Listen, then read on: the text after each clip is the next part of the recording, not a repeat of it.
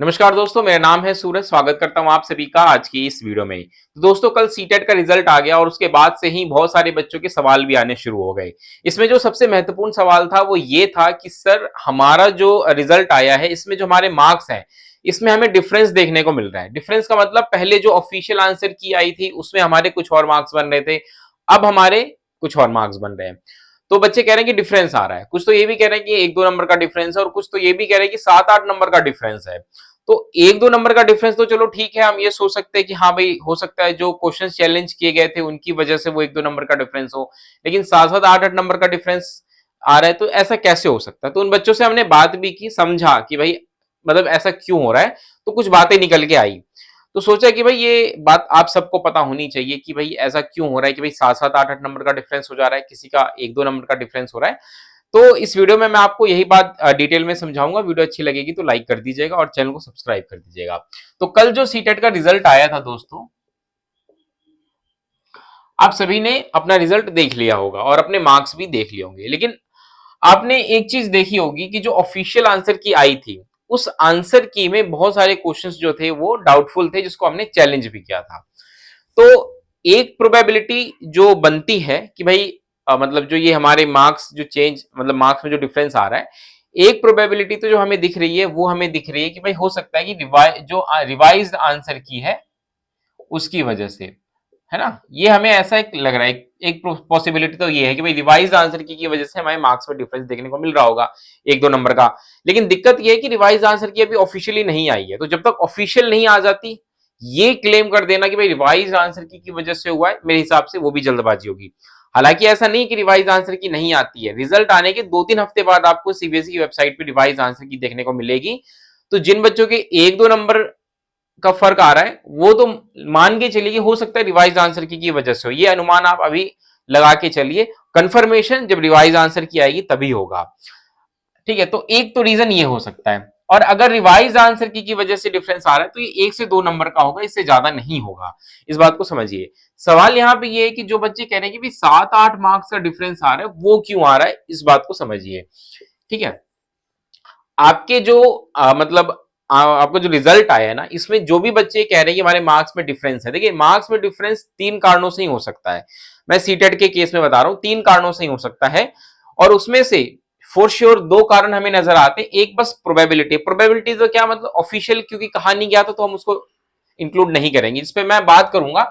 लेकिन वो एक रीजन मान के चलिए कि 99% वो रीजन नहीं हो सकता। तो पहला तो मैंने आपको समझा दिया कि भाई रिवाइज आंसर की वजह से एक हो सकता है कि आपके 1-2 नंबर ऊपर नीचे हो रहे होंगे। कंफर्मेशन जब ऑफिशियली रिवाइज आंसर की आ जाएगी तब हम इसको मान के चलेंगे।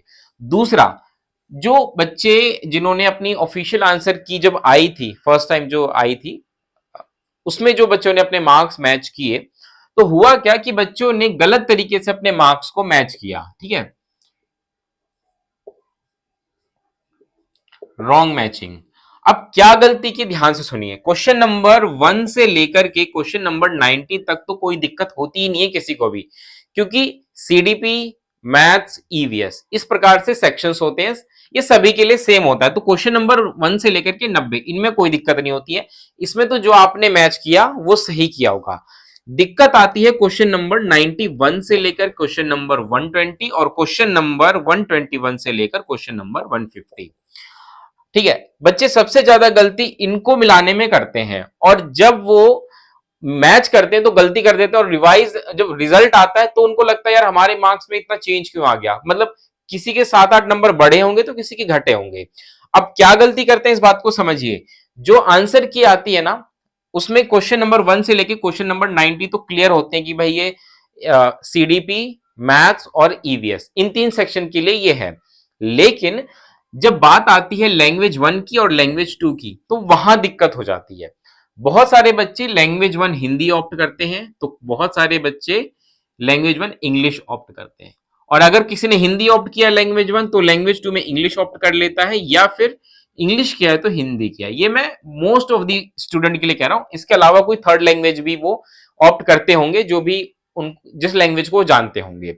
लेकिन लैंग्वेज 1 और लैंग्वेज 2 आप बेसिक कितना समझिए। देखिए होता क्या है कि आंसर की में एक तो क्वेश्चन नंबर 1 से लेकर 90 तक तो बता देता है भाई सीधा सीधा ये, लेकिन आंसर की को ध्यान से पढ़िएगा, सबसे टॉप पे उसमें लिखा होता है कि ये जो आंसर की है ये लैंग्वेज वन हिंदी के लिए है या इंग्लिश के लिए, इस बात को समझिए।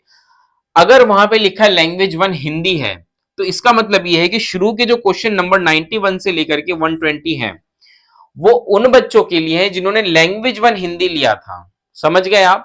जिन बच्चों ने लैंग्वेज वन हिंदी लिया था उनके लिए क्वेश्चन नंबर 91 से 120 है। और मैं आपको ये बात बता रहा हूं कि आंसर की में लिखा होता है सबसे ऊपर, आंसर की जब देते हैं तो उसमें लिख देते हैं ऊपर कि भाई ये लैंग्वेज वन हिंदी जिनका है उनके लिए है। तो अगर आपका लैंग्वेज वन हिंदी है तो क्वेश्चन नंबर 91 से 120 आप मैच करेंगे, और उसी में क्वेश्चन नंबर 121 से लेके 150 तक जो होगा वो इंग्लिश मैच करेंगे वो बच्चे। बात आ गई समझ में? यानी कि जिन बच्चों का language one Hindi, language two English होता है वो इस तरीके से जाएंगे। लेकिन अगर किसी का लैंग्वेज वन इंग्लिश है और लैंग्वेज टू हिंदी है तो उनके लिए अगले पेज या दूसरे तीसरे किसी पेज पे देख लीजिएगा, क्योंकि बहुत लंबी आंसर की आती है। उनमें से कोई देखिएगा जहां पे ये लिखा हो लैंग्वेज वन इंग्लिश, बच्चे फिर आप उनको चेक करिए, ठीक है? जहां पे लैंग्वेज वन इंग्लिश लिखा हो, जिन बच्चों ने लैंग्वेज वन इंग्लिश ऑप्ट किया था उनको उस वाली आंसर की से मैच करना है। गलती क्या कर देते हैं कि सारे के सारे बच्चे बिना ये देखे कि आपका लैंग्वेज वन हिंदी है या लैंग्वेज वन इंग्लिश है, बिना आंसर की में इस चीज को देखे मैच करना शुरू कर देते हैं। क्वेश्चन नंबर 1 से 150 सीधा मैच कर देते हैं और वहीं गड़बड़ हो जाती है। इसीलिए 7-8 नंबर का डिफरेंस आ रहा है इसी वजह से, ठीक है? अदरवाइज रिवाइज आंसर की वजह से इतना डिफरेंस आ ही नहीं सकता। तो इसीलिए अगर आपके मार्क्स में 7-8 नंबर का डिफरेंस आ रहा है तो वापस से अपनी जो आंसर की थी उसको खोलिए। इस चीज को ध्यान में रख के, जो मैंने बताया लैंग्वेज वन हिंदी और इंग्लिश, जो भी मैंने बताया अभी समझाया, इस चीज को ध्यान में रख के दोबारा से अपने मार्क्स मैच करिए ऑफिशियल आंसर की से, तब आपको समझ में आएगा कि भाई एक्चुअल में कहां गलती हुई है। और इसके बावजूद भी दिक्कत है तब मुझे आप कमेंट करके बताइए कि हाँ सर हमने ये भी करके देख लिया फिर भी गड़बड़ आ रही है। तो ये तो दो रीजन हो गए और 99% केस में यही है। तीसरा रीजन जो है वो हो सकता है नॉर्मलाइजेशन, ठीक है? नॉर्मलाइजेशन की वजह से भी मार्क्स में डिफरेंस आता है, 1-2 नंबर ऊपर नीचे होना नॉर्मलाइजेशन की वजह से भी होता है। ये भी तब होता है जब पेपर मल्टीपल शिफ्ट में होता है, तब होता है। सीटेट को लेकर के सीबीएसई ने कोई भी ऑफिशियल नोटिस निकाला ही नहीं जिसमें उन्होंने कहा कि हम नॉर्मलाइजेशन लगाएंगे। तो नॉर्मलाइजेशन को आप एक रीजन मत मानिएगा। बहुत सारे जगह पे ये बात कही जा रही है कि नॉर्मलाइजेशन लगा दिया गया है जिस वजह से ये डिफरेंस आ रहा है। तो नॉर्मलाइजेशन बिल्कुल भी नहीं लगाया गया है। आपके मार्क्स में डिफरेंस जो आ रहा है वो सिर्फ इन्हीं दो रीजन से आएगा, या तो रिवाइज आंसर की, जिसके बारे में ये कहना अभी मुश्किल है। अगर डिफरेंस 1-2 नंबर का है तो प्रोबेबिलिटी है कि रिवाइज आंसर की जब आएगी तब उससे कंफर्मेशन हो जाएगा, उसी वजह से होगा।